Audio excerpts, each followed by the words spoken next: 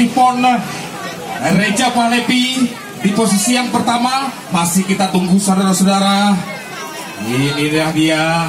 Nah, siapakah yang akan bertengger di putaran pertama ini? Ini dia, saudara Reja Palepi, sang pelatih PON 2020 di posisi yang pertama.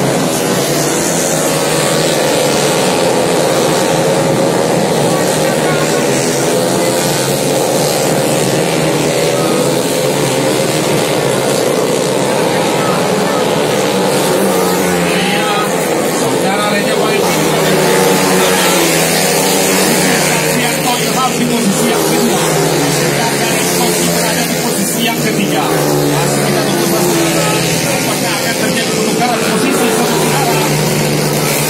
Ini dia saudara Reja Palepi, pelatih PON 2020. Semakin hari semakin jauh meninggalkan Safrianto Ilham yang berada di posisi kedua. Sedangkan Koki berada di posisi yang ketiga. Apakah akan terjadi posisi saudara-saudara?